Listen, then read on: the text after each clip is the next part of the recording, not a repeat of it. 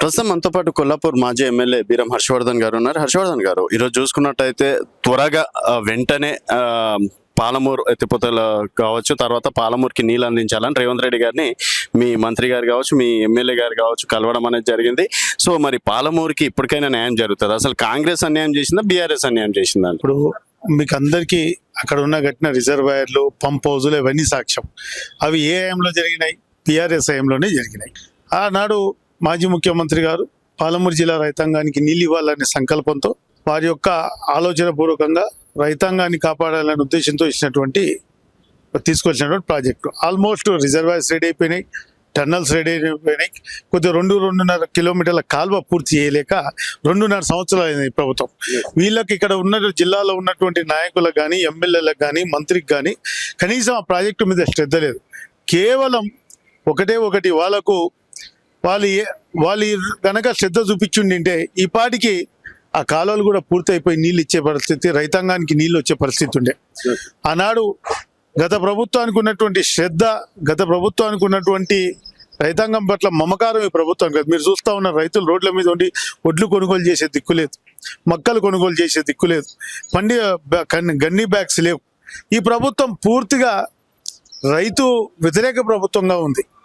Sir, గతంలో అంటే BRS పార్టీలో ఆయన మంత్రిగా చేశారు, వారే ఒక్క రూపాయి కూడా ఇవ్వలేదని చెప్పేసి చెప్తున్నారు కదా డైరెక్ట్ గా. ఇప్పుడు వారిది నమ్మాలా, మీది నమ్మాలా? ఎవరైనా ఆయనవే గతంలో చాలా వీడియోలు ఉన్నాయి, మీరే చూసింటారు.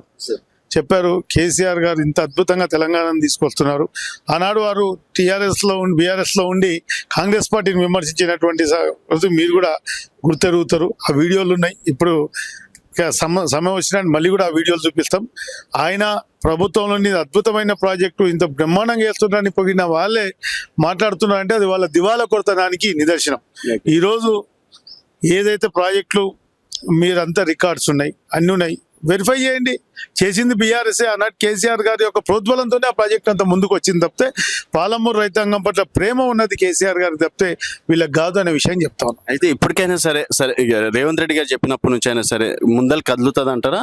మన పాలమూరుకి సస్యశ్యామలం అవుతుంది అంటారా? వాళ్ళన్ని హామీల గురించి ఏ విధంగా కదులుతున్నాం, ఇది కూడా అదే విధంగా ఉంటుంది అనుకుంటాం. కానీ ప్రభుత్వం మీద ఒత్తిడి తీసుకెళ్తాం. ప్రభుత్వం మెడల్ వంచైనా సరే ప్రాజెక్టును ముందుకు తీసుకుపోతాం. మా నియోజకవర్గంలో గత ప్రభుత్వం కూడా మంజూరు చేసినటువంటి చాలా లిఫ్ట్ కెనాల్స్ కానివ్వండి, లిఫ్ట్ ఇరిగేషన్స్ ఉన్నాయి, వాటిని కూడా టేకప్ చేయాలని చెప్పేసి నేను మేనిఫెస్టోలో కూడా కీలకంగా హామీ ఇచ్చారు కదా సార్.